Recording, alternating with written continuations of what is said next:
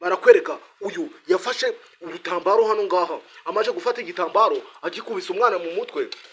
Mana we, umwana ahita ahinduka, amaje guhinduka umwana amera nk'ikigoryi. Undebere umwana yahise ata ubwenge, nawe undebere ni igitambaro afite ari kugikoza umuntu ku mutwe, umuntu agata ubwenge akaba Zebedeyo, akaba ikigoryi nyine ntatekereze. Ni umugore uri hano, ni umugore uri aho w'umurozi, navuga ko ari umurozi uteye ubwoba, ari kumwe n'umugabo hano ngaha. Yaramubwiye nginjira aka kanya ihita winjira mu modoka. Akimara kubimubwira, kubera umwana bamukojeje urutambaro mu mutwe ahise ata ubwenge. Urabona niba batwaye ubwenge bwe simbizi, ariko umwana ataye ubwenge nyine ahita yibagirwa aho yacaga, ayoberwa aho yajyaga. Bamubwiye ngo niyinjire mu modoka, ahita yinjiramo nakubusha. Ngo narakubwiye ngo hanze hano ngaha hari abantu babi, hari abantu b'abagome, hari abantu badafitiye abandi impuhwe. Ukakimukubise umwana ahise nka Zebedeyo ata ubwenge. Izuba rirava, barakwereka bari kugenda babikora ku muhanda, barakwereka hari undi mwana waje, ni gutya agenda, ingendo niyo, yambaye ishapure. Uko yakigimbe aravuga ati n'uyu nawe tugomba kumurindagiza, tukamugira Zebedeyo, tukamugira ikigoryi, ku buryo nyine nta kindi kintu abaye ari bwatekereze. Barakwereka kumbi uyu mugore niba mwabibonye neza, afite akantu k'agatambaro yagakubise kuri uyu mwana ku mutwe, amukorera nk'ibyambere. Nawe ahita aba Zebedeyo ata ubwenge, aba ikigoryi. Kwa kundi bavuga ngo kibaye ikigoryi, noneho niko yahise amemera ata ubwenge. Amaje guta ubwenge, barakwereka nawe baramubwiye ngo ninjire mu modoka. N'abana babiri bamaje kwinjira mu modoka, mwabibonye. Sumbaze niba barashaka kubajyana he simbizi, nje numva ari jewe, numva iryo jwa ari iryanjye. Uzajye wemera yuko gatanu ku kandi uri buze gusobanukirwa ibyo ndi kukubwira.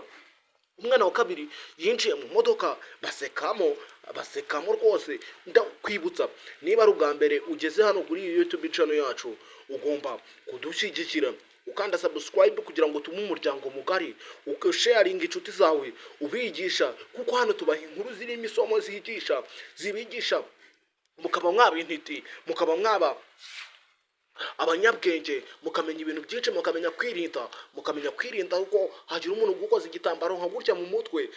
Ndebere bagumye ahangaha, bahagaze ahantu ku muhanda, baparitse imodoka. Ni nkuko wajya hariya kuri muri Nyabugogo, noneho ugaparika, ariko ugaparika ahantu uzi haba hatari abantu, noneho ufite agatambaro ukora ukarindagiza abantu. Barakwereka hari umukobwa waje hano ari kumwe n'undi mwana, barakwereka yaje ari kumuganiriza ati ikirere ndabona kiri guhinduka, tugomba gutaha tukajya mu rugo. Ati tugataha hakiri kare. Uko yari kubimubwira, wibuke bari guca kuri ya modoka, bari kugenda kuri ya modoka. Wa mugore waraha, wa mugore w'umurozi, navuga umugore w'umurozi uteye ubwoba wa danger, ari hano n'igitambaro mu mutwe. Bamuciyeho nyine ari gukoza muri kariya kantu kameze nka kungo. Barakwereka yagikubise uyu nguyu, akimukubise mu mutwe, nawe ahita ata ubwenge. Nawe undebere batatu bose, babiri binjiye mu modoka, uyu ni uwa gatatu bagikozejemo. Sinzi niba ari bwinjiremo, sinzi niba biri bugende bite. Barakwereka bamukubise urutambaro nyine abura ubwenge. Baramubwira ngo injira mu modoka, bari kubashimuta babinjiza mu modoka. Nawe undebere abagore nk'aba babaho. Yaramukingurira aramubwira ati injira mu modoka yewe. Uyu nguyu nyine, ariko aha nta kintu wakora, nawe yabaye nka Zebedeyo nyine, ntabwo ari gutekereza cyane nyine. Bari kumubwira ati injira mu modoka nonaha, aka kanya ndinjira mu modoka. Bagahita binjira. Naho ndebere amaje kwinjiramo batatu, abana babiri n'umukobwa umwe ugaragara ko ari nkaho ari mukuru. Bakimukojeje mu mutwe, yinjira ahita nka Zebedeyo, yinjira mu modoka. Hanze yahise akubitaho, bari kubinjiza mu modoka, bagakubitaho ya modoka nyine, ya modoka ibitabonerana. Ngo yaravuga ati kuva na kino tukibikoze, reka tubikore kino cyana turebe. Yakojejemo hahandi, amaje gukoramo akubita agatambaro umwana mu mutwe, akamaje kumukubita mu mutwe. Umwana wari muzima, twabibonye yuko yari ari muzima, twabibonye yuko yatekerezaga neza. Umwana nawe ahita ata ubwenge. untebere umwana yataye ubwenge nawe undebere atangira kwisetsa ubusa kandi bose niko byagenze yaramubwiye ngo injira mu modoka umwana aravuga ati ntabwo ninjira mu modoka we ati ntabwo ninjira mu modoka mana yanjye uyu mwana ni gatiki ni ugusenga ni ugukora iki uyu mwana banza asenga we sinzi icyakurokora bari gukora igitambaro kirimo uburozi cya kindi kiri gutuma babura ubwenge bakimukubita mu mutwe ndebera akimukubisemo bwa kabiri ni inshuro ya kabiri ari kuba ikigoryi ariko bamubwira kwinjira mu modoka akavuga ati ntabwo ndinjiramo ati wapi ati no ati ntabwo ndinjiramo barakwereka bari kukimukubita mu mutwe agashinyika akabura ubwenge ho gato bamubwira nginjira mu modoka akavuga ati no ntabwo ninjira ntabwo njya muri iyi modoka uyu nguyu arikanze ati niyo mpamvu iri bwatuma utinjira ati ngiye ntabwo ngomba kwinjira mu modoka wimbaza byinshi undebere uyu mugore nyine zamwumbiyeho hamwe n'uyu mugabo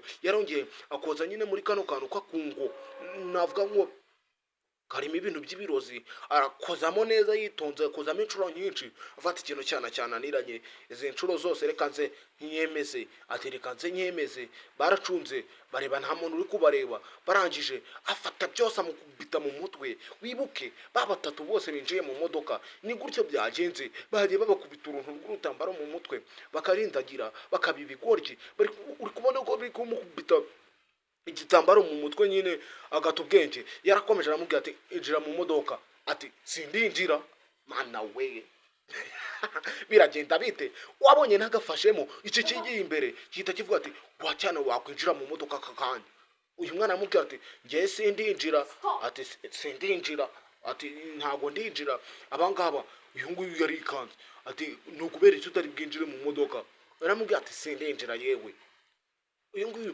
yakomeje gucunga nyine agize ubwoba yahuye n'abandi abagira Zebedeyo ko ari batatu binjiye mu modoka uyu nguyu bageze kuri uyu mwana birabacanga bageze kuri uyu mwana zibumiraho uyu yakanze kino kintu sumbaza ibyo yohereje reba yarakanze arohereza umwana avuga ati ngiye sindinjira ati sindinjira mu modoka ari gushaka kuroga umwana ariko we yanze kwinjira mu modoka burundu barakwereka uyu mugabo yakomeje gucunga nyine ngo arebe ko nta muntu uri kumureba sumbaze ikintu bari gushaka kuziza uyu mwana baje hano hirya baraganira ati iki cyana ni gatumwa kiratsiritse ngo aravuga ati nanjye ati ceceka ati ibyo mbonye binteye kumira ati abandi bose ko twagiye tubibakora bakita binjira mu modoka uyu mwana ni gatiki ati nawe tekereza ati reba bavuye hano bose twabibakoze uyu nguyu yahise amubwira ati va hano vuba ati genda nonaha ati genda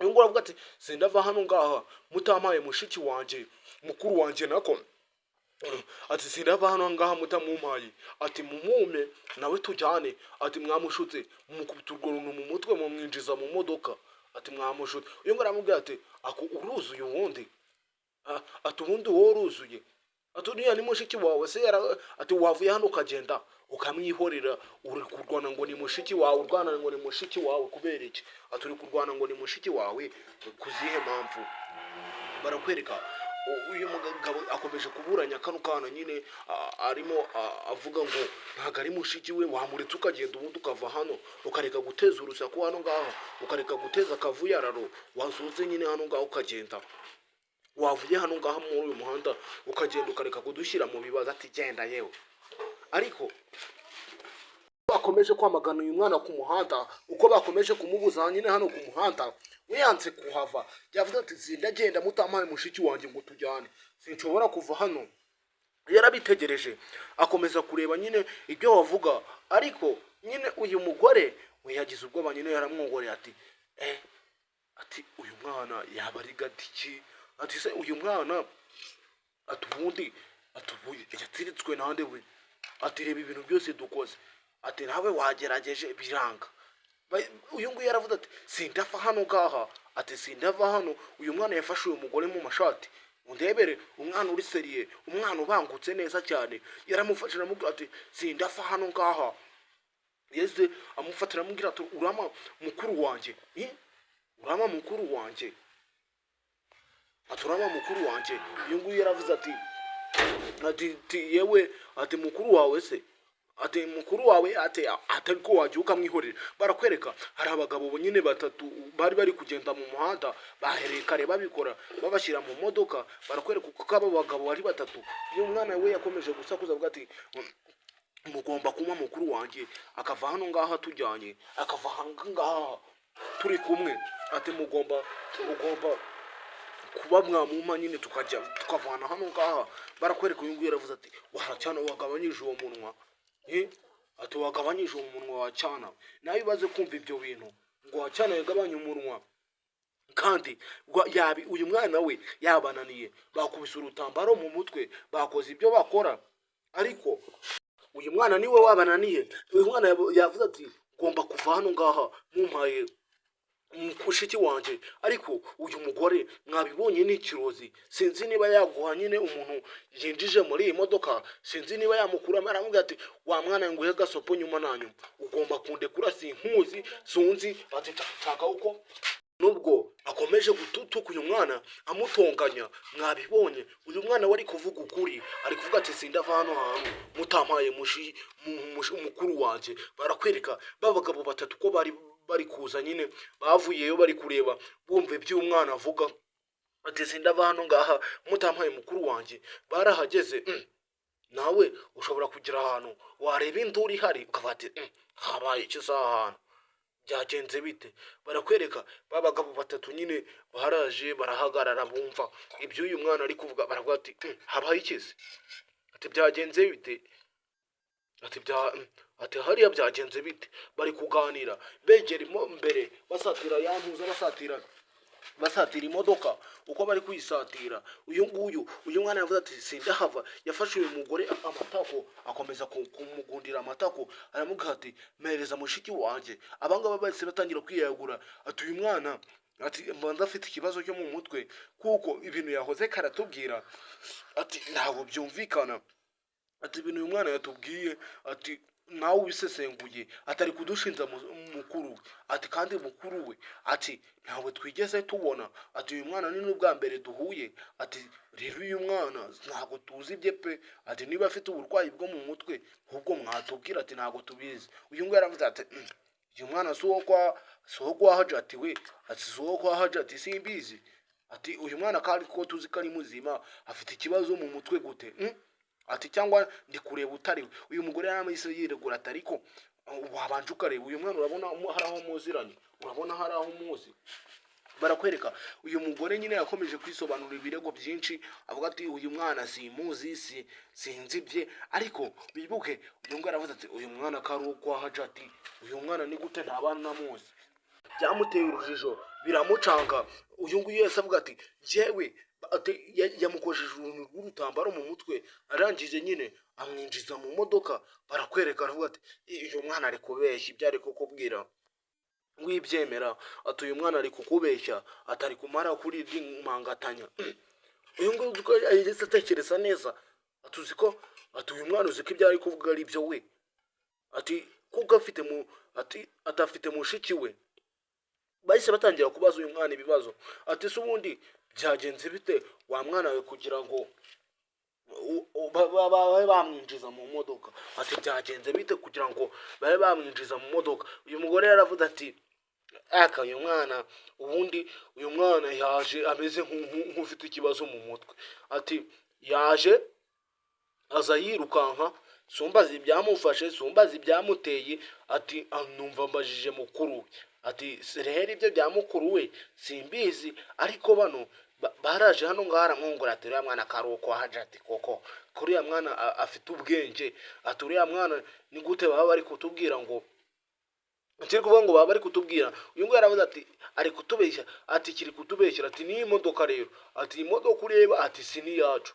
Ati rero uyu mwana ati niba arwaye, niba afite ikibazo, ati simbizi. Ati niba uyu mwana arimo yarwaye mu mutwe, ahubwo ati mwamufasha, ati mumufashe ajye kwa muganga. Ati kuko turabona uyu mwana, ati uyu mwana ngiye kuva kare, ati nkubwije ukuri, ati uyu mwana kuva kare nabonye afite ikibazo. Uyu ngara avuga ati asikuntu uyu mwana ko nta kibazo ajya agira, akigize ubu ngubu, akigize nonaho.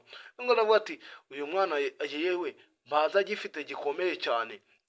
ati kuko se ari kutubwira ngo binjiye mu modoka, iyi modoka icyambere si iyacu, iyi modoka ati batari bagenda. Uyu nguyu arababwira ati mukingure murebemo hano indani, ati murebe, ati mukuru wanjye nihari. Uyu mugore yaramubwiye ati uyu mwana yewe arabeshya, ati uyu mwana arabeshya. Barakwereka umwana yakwiyeho ka gatambaro, akwiyeho ka gatambaro agakubita kuri uyu mugore, akakubisa uyu mugore ahita ahinduka bimwinjiramo. Urandebera bya bindi yabakoreye, yamukubise agatambaro ahita arindahira nk'ibyo yabakoreye. Utebere wa mugabo yararebye abura icyo avuga, cyandimbati cyarare uyu mugabo yararebye abura icyo avuga, yararebye akanura amaso. Barakwereka uyu musore nawe yarikanze, yaravuze ati bose barabirebye, umuntu wari uri muzima abaye ikigoryi, abaye ikigoryi. Barakwereka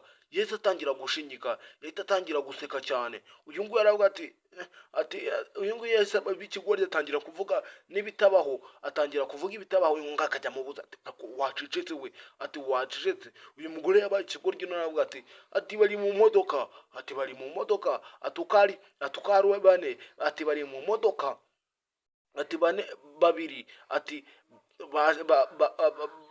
bagiye baza binjira mu modoka. Uyu mugore yatangiye kuvugishwa kubera uyu mwana akuyemo agatambaro arakamukubita amera nka Zebedeyo. Aratangira kuvuga ati njyewe urambaza iki, njyewe urambaza iki? Barakwereka Yesu atangira, uyu mugore barakimukubise atangira kuvugishwa ibyo yakoze kuva kare, atangira kuvugishwa ati twagiye, ati uyu mugabo yari afite akantu k'akantuza k'agakono, ati nkajya nkuraho ngakoza ku muntu akaba ikigoryi.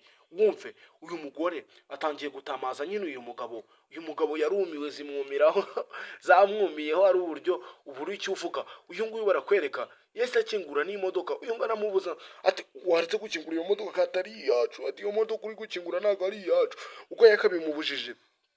Barakwereka havuyemo wa mukobwa avamo, dore nguyu avamo, dore bwa bwana butatu. Uyu nguyu yarabirebye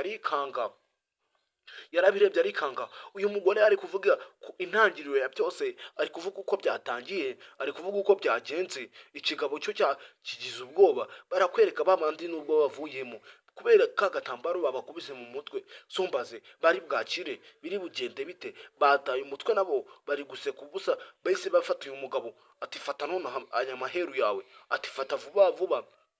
Umugabo yarunamye arafata, mu gufata barakwereka yakojeje ku wa mbere, turebe. Yaramubwiye ati bakuremo ibyo wabashyizemo, uwa mbere agarura ubwenge, itonde turebe ku wa kabiri byagenze bite, n'uwa gatatu itonde nze turebe. Bahise babaye bazima, hasigara wa mugore niwe wasigaye.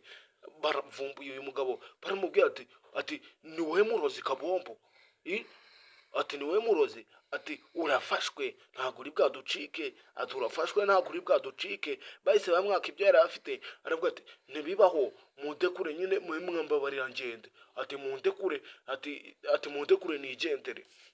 Ariko sinzi niba warekura umuntu nk'uyu kuko yazamara abantu. Uyu nguyu yaramubwiye ati kuva kare uduhishe ko ari we wabikoraga, ati we hamwe n'uyu mugore, ati tugiye tubajyane ku nzego zishinzwe imitekano, mube mwabibazwa. Barakwereka uyu mugore we yataye ubwenge, babandi uko ari batatu na wa mwana wa kane bagerageje kubikora bikamunanira ubatanze.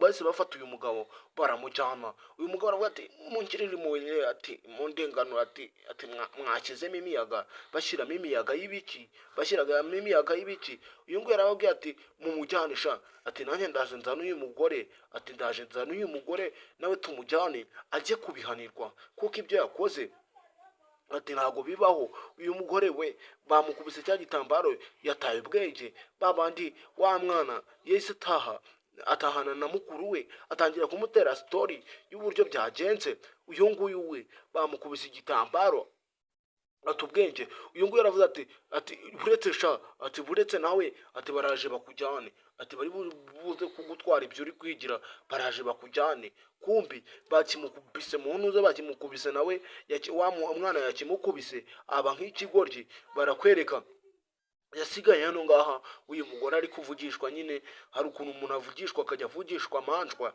akajya avugisha ubusa, ni gutya ngo asoje.